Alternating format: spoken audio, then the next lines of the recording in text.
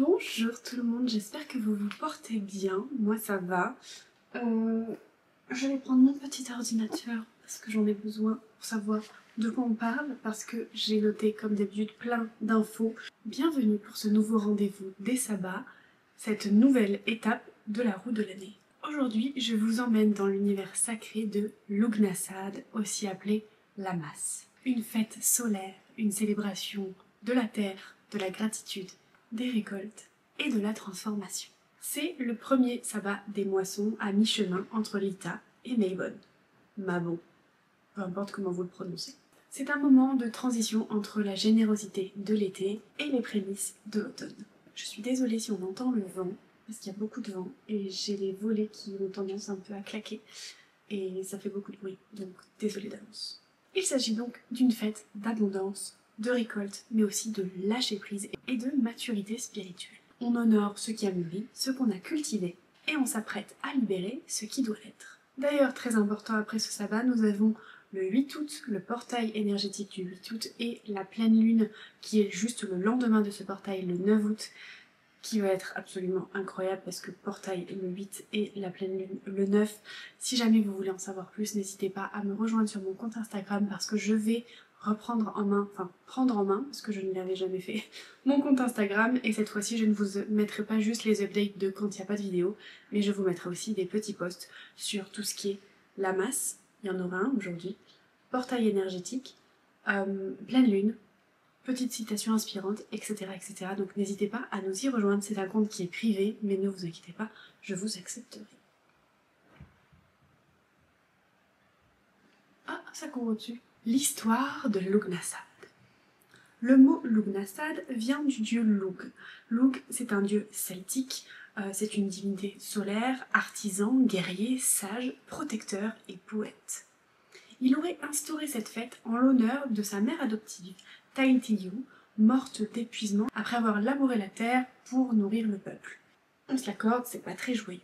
En son nom, Lugh organisa des jeux rituels mêlant des chants, des épreuves, des danses et des banquets, les jeux de Tailtiyu. C'est aussi une grande foire spirituelle, célébration, union, partage de savoir et surtout offrande des premières récoltes. Chez les anglo-saxons, cette fête est la fête de Lammas, pour Loaf Mass, qui veut dire littéralement la messe du pain. On offrait donc la première miche de pain aux divinités. Aujourd'hui encore, on perpétue un peu ce lien sans vraiment le savoir. De par les marchés paysans, les cueillettes estivales, les repas conviviaux ou encore, ce qu'on connaît tous, les fêtes de village. Chaque geste de gratitude envers la terre nous relie un petit peu plus à cette croyance et à ces anciennes célébrations. On va parler maintenant des divinités qui sont associées à ce sabbat. Donc le dieu Lugh, comme je vous l'ai dit, dieu solaire, artisan, guerrier, lumière intérieure et intelligence. Tailtiyu qui signifie forcément le sacrifice, mais aussi la transmission et le fait d'être la mère nourricière, entre guillemets. Ensuite, en Grèce, nous avons Déméter qui représente donc les moissons, les cycles, la fécondité. À Rome, nous avons Cérès pour la prospérité et l'abondance. Nous avons la déesse Brigide, bien sûr, pour le feu sacré, le savoir et le soin. Freya également pour la fertilité, mais aussi la beauté et l'amour. Et la déesse mère dans son aspect reine des moissons, généreuse et protectrice. Nous allons ensuite aborder les correspondances symboliques liées à ce sabbat. Donc forcément, les éléments qui lui sont associés sont le feu pour tout ce qui est transpiration. Oui, forcément, les éléments qui lui sont associés sont l'élément du feu pour la transmutation, la lumière et la volonté. Mais aussi la terre, forcément, pour les récoltes, l'ancrage et la prospérité. Les couleurs qui sont associées à ce sabbat sont le jaune ou le doré pour la lumière solaire, l'abondance, etc. L'orange pour la vitalité et la créativité. La couleur un peu rouille pour tout ce qui est transition et cycle naturel. Le vert profond pour la fertilité et la stabilité. Mais aussi le rouge sombre pour l'ancrage et l'énergie vitale. Lors de ce sabbat, vous pouvez utiliser différentes pierres, à savoir la cornaline pour le courage, la motivation et la chaleur, l'œil de tigre pour la protection, la volonté et la clarté, la citrine bien sûr pour son énergie solaire, sa vitalité, la confiance en soi, le succès et l'abondance. C'est une pierre que j'aime beaucoup utiliser dans ce genre de rituel. Nous avons aussi l'ambre pour la mémoire ancestrale, la douceur et la guérison, la jaspe rouge pour l'ancrage, la force et la stabilité, et la pierre de soleil je vous fais pas de dessin, pour le rayonnement personnel, la lumière, la joie, la chance, etc. Les plantes qui sont associées à ce sabbat sont le blé, l'orge, l'avoine pour tout ce qui est récolte.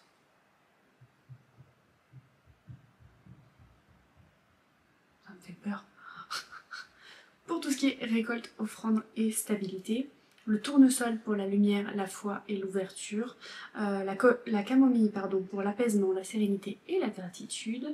Nous avons également la lavande pour la paix intérieure et la clarté, le romarin pour la mémoire, la force mentale et la clarté également. Pour les animaux, on en a plusieurs aussi qui peuvent être associés, donc le coq pour le fait du nouveau cycle, un nouveau jour à chaque fois, et la vigilance, le cheval pour le mouvement solaire et la force, corbeau ou corneille pour tout ce qui est guidance spirituelle et message de l'invisible, abeille, of course, pour le travail collectif, le nectar et la prospérité, et le lion, le portail du lion, donc n'hésitez pas à aller voir mon compte Instagram pour le 8 août, le portail du lion, le portail énergétique du 8 août, allez-y, n'hésitez pas, abonnez-vous et allez voir ça parce que ça va être très intéressant, je vous ai préparé un petit post aux petits oignons. Donc le lion, je disais, pour l'énergie solaire, l'autorité et le feu intérieur. Ensuite, nous avons bien sûr plusieurs manières de célébrer ce sabbat. Alors, je vais vous proposer plusieurs rituels et plusieurs manières de célébrer dans cette vidéo, mais n'hésitez pas, comme je vous l'ai dit, à aller voir sur mon compte Instagram. Je vous en propose d'autres et je vous propose même un tirage de cartes en rapport avec ce sabbat. Donc n'hésitez pas à aller sur mon compte Instagram. Donc en premier, j'ai mis rituel de remerciement aux moissons. Donc vous pouvez créer un autel avec du blé, du pain que vous aurez fait maison ou que vous aurez acheté. Si vous l'achetez, achetez plutôt du pain aux céréales ou du pain un peu rustique qui fasse vraiment pain traditionnel, j'ai envie de dire. Des pommes, des fleurs plutôt jaunes ou d'autres offrandes si vous le souhaitez. Vous pouvez allumer du coup une bougie dorée, jaune, orange à la limite si vous le souhaitez. Et rendre grâce à Lugh, à la terre ou à une déesse de la moisson de votre choix, que vous choisirez. Vous pouvez terminer donc par une offrande dans la nature, donc vous pouvez déposer dans la nature un peu de pain, des fleurs, etc. Ou alors laisser sur votre autel quelque chose qui ne sera pas touché par vous et que vous pourrez jeter soit au prochain sabbat, soit si vous voyez que bien sûr c'est de la nourriture et que ça commence à se détériorer, vous pourrez tout simplement le jeter quand vous voyez que ça commence à pourrir. Mais il y a un truc que j'ai remarqué, c'est que quand on fait une offrande comme ça sur notre autel, de la nourriture, je trouve qu'elle ne pourrit pas, enfin qu'elle pourrit beaucoup plus lentement déjà, et pas de la même manière, c'est-à-dire que j'ai l'impression que ça se désagrège plus que ça pourrit. Il n'y a pas de champignons, ça devient pas vert, c'est comme si en fait les divinités auxquelles vous faites cette offrande le conservaient. Je sais pas si ça fait sens, je sais pas si c'est comme ça pour vous aussi, mais en tout cas moi c'est ce que j'ai remarqué. Vous pouvez aussi laisser de la bière en guise d'offrande dans un verre, c'est très apprécié aussi des divinités. À moins que vous préfériez la boire, et dans ces cas-là vous pouvez toujours mettre des fleurs. Voilà. Vous pouvez faire également un rituel de transformation personnelle, donc pour noter vous notez ce que vous voulez récolter dans votre vie, et puis vous pouvez brûler cette liste, l'enterrer, etc. Mais moi je viendrai à un rituel que je vais faire moi, que je trouve plus poussé que celui-ci. Après celui-ci vous pouvez le faire si vous n'avez pas trop le temps, voilà, vous n'avez pas le temps, vous notez que vous voulez récolter rapidement sur un papier, vous le brûlez ou alors vous l'enterrez ou alors vous le conservez jusqu'à Mébone ou vous le brûlerez à ce moment-là ou peu importe, ou vous le mettrez dans votre... si vous avez un livre ou un livre des ombres ou ce genre de choses, un grimoire ou peu importe, un petit truc où vous faites vos notes, vous pouvez le mettre dedans ou alors comme je vous ai dit, vous le brûlez, vous l'enterrez, c'est vous qui voyez. Ensuite, pour les activités, vous pouvez cuisiner du pain, ça je vous l'ai déjà dit, faire une couronne de blé ou une poupée de moisson, donc symbole de prospérité, vous en trouverez sur internet.